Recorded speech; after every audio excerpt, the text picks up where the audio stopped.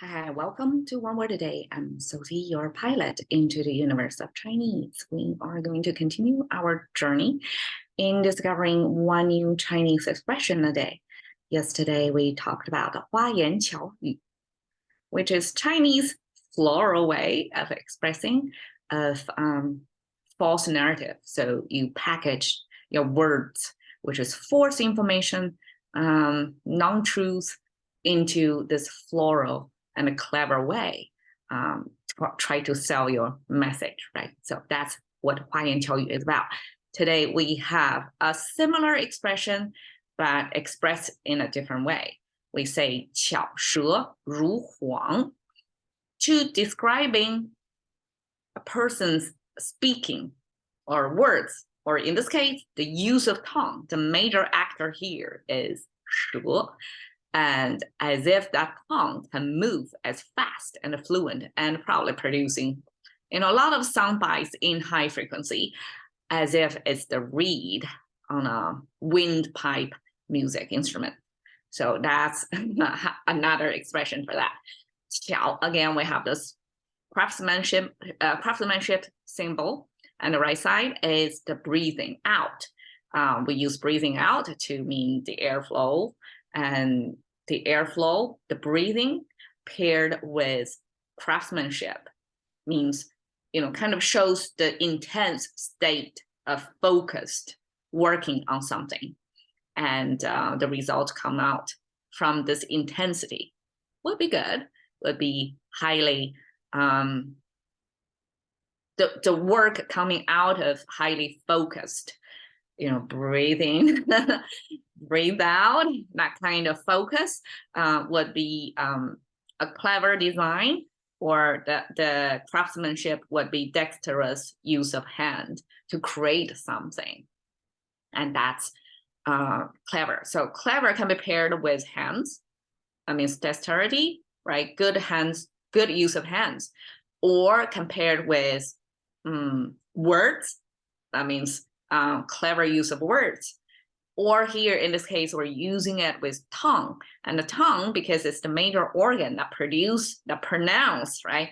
That's the speaking organ. So it actually indirectly, as if it's using speech or word sign here. So we say 巧舌 just means using clever words.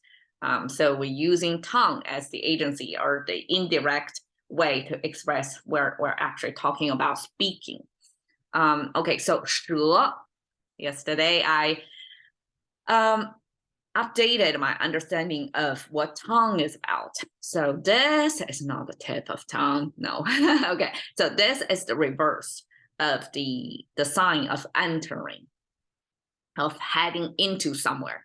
So this heading into somewhere originally was like an arch with a pointer toward, like out away from the audience or the language user, which is from the lower pane, right? This is more like your language user's position, and the further away is this more distant. So now in this case, it was flipped upside down. So this arch was convex shape now, and then have this needle, this pointer downward. So that's kind of, instead of pointing outward, entering somewhere else away from you, it's entering yourself, like inside the mouth, because we have a mouth symbol over there. So the entering is kind of pointing directly toward the mouth. That means inside the mouth. And this horizontal line,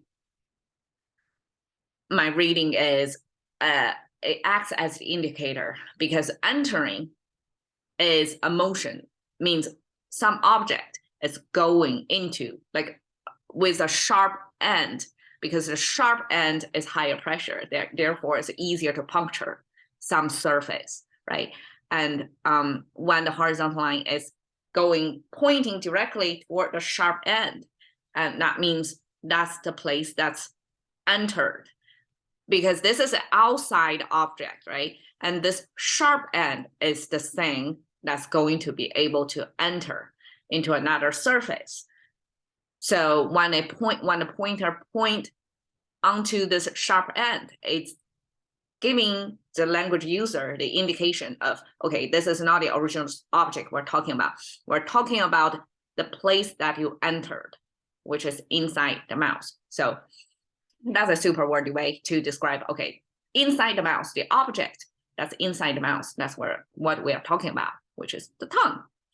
Okay, so 如, we have this, hand folded in the front and with a curvious hip, a female figure sign. This female symbol we often see. And when it paired with mouth, that means feet. Okay, mouth symbolize can symbolize a person who can speak, or symbolize person who gives order, kind of authority. Female submissive image like this paired with speaking means a female is following instructions. So this following instructions, eventually this, expectation, social societal expectation of females back then, okay, like female have to listen to their husband. That's one of the virtues of, expectations of a woman. A good woman have to be submissive. So that's the expectation. So that following, in terms of a female following instructions, I mean, it doesn't have to come from the husband. It could be mother-in-law, because mother-in-law in the ancient times household was pretty powerful. Mother-in-law used to be the one who had to follow the instruction of her mother-in-law, right? Because she came from her household, her parents, to a new household of her husband's, right? And most likely she doesn't make any living. Ancient times, probably female working is very limited. So her livelihood basically rely on husbands providing. So that really, this gender power structure really unequal back then. It's financially unequal. So female back then was expected to follow instructions either from the husband or mother-in-law, like whoever is more powerful. Probably she is the lowest rank in a family. And okay, a little bit extra, how to gain your authority or your weight in the household back then is to give birth to sons, to boys.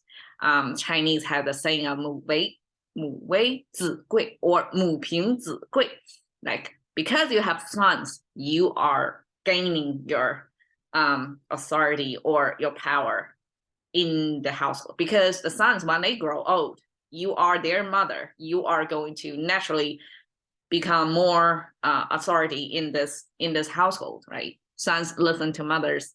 I mean, back then, and nowadays as well, a little bit. It depends on the household, but generally, if you have more, you give birth to more sons, that will add to your value to the family or authority. But the beginning life's journey and a woman moving to a new household would be start from the lowest power. So that's the submissive image that captured over here, following instructions. So this female follow instructions eventually becomes the comparison of A follow B, or A is like B. Okay, so this becomes like, and read came from this bamboo image.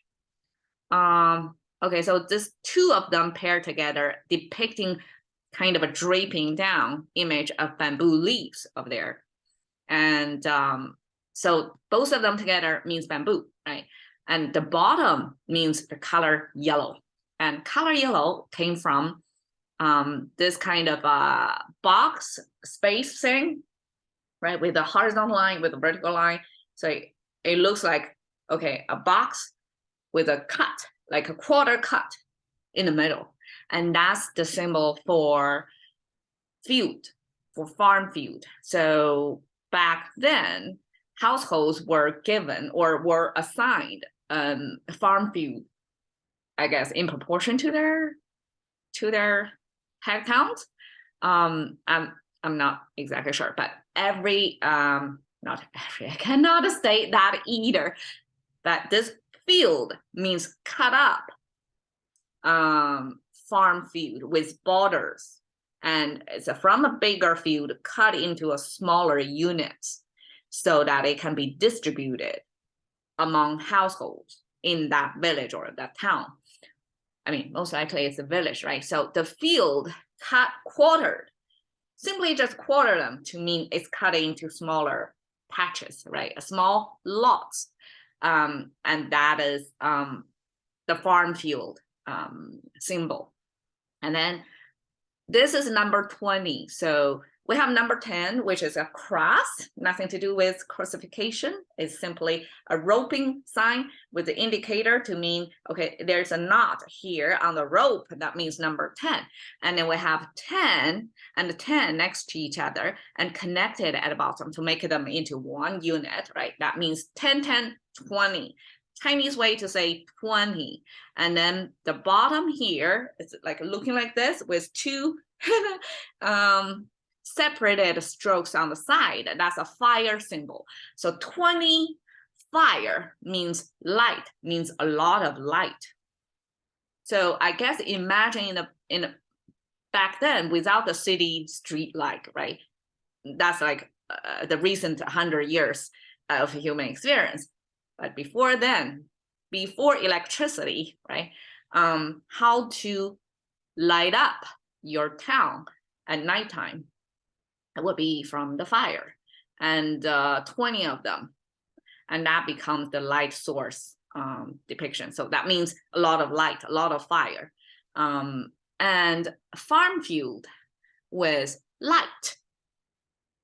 It kind of two symbols overlay on top of each other. Farm field, this cross box thing with the light 20 on top, and this fire symbol on the cutting right through the field. This overlaying occasionally happen as well. So Chinese symbols, besides they can stacking up, sometimes they overlay it.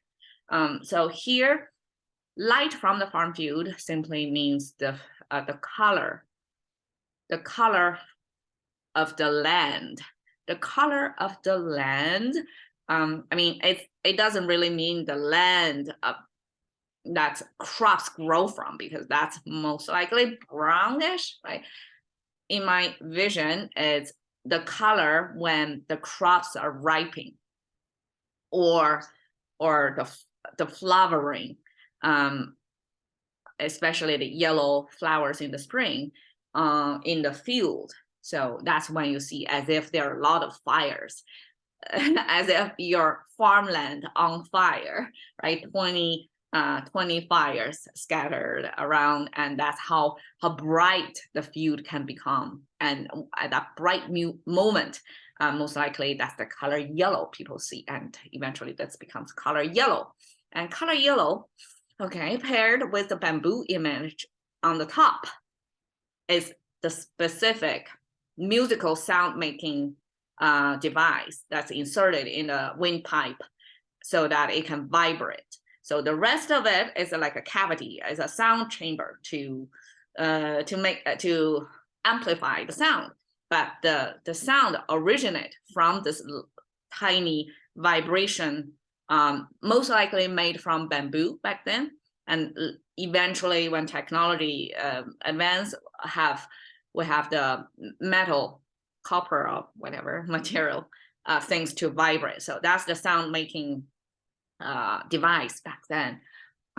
So when we compare 巧舌如簧, we compare 舌, A follow B, right? So we compare 舌 with this vibration device in a windpipe. That, okay, I pick out these. That's considered the reed for, I forgot what instrument, but it's a type of windpipe instrument that you have to insert these to make the vibration. So we compare the tongue act as this kind of a vibration device in an instrument, as if the tongue is vibrating as, effectively as this instrument, as this is music making thing. So 巧 means clever. Clever means, okay, 巧 is probably the opposite of 笨, because we started from 笨手笨脚, and then we have this 心灵手巧, right? So 巧 and 笨 are opposite. So 笨 means slow moving and 巧 means clever. But this clever probably is the opposing of slow moving, means faster moving. And it makes sense when we compare it to this reed thing. When the reed vibrate, it gotta be a higher frequency, right? It's like even beyond, it must be much faster than the tongue. But when the pronunciation coming from our vocal organs, when we vibrate, when we have like a, what do you call it? Spitfire, words out, that's the moment when it's like 巧舌如簧.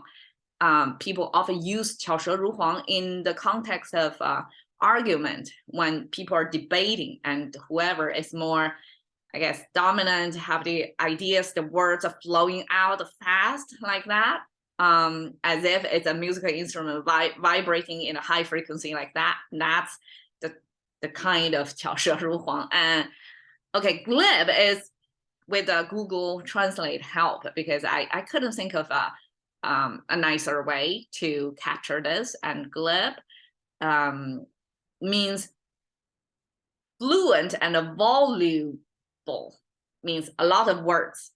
Fluent, like coherently, smoothly put together a lot of words. So it's a fast, speedy speaking, and but the information may not be true. It's just argue for the argument sake. That's 巧舌如簧. It not necessarily have some essence or have after some good thinking from coming out of it. It's just quick firing of words at your debate opponent, so that you are, I guess, you win in the sense of you're faster speaker, and you probably can turn around the concepts quicker. That's the sense of 巧舌如簧. Okay, 开始 introducing of thinking by one word a day with Sophie. See you another day.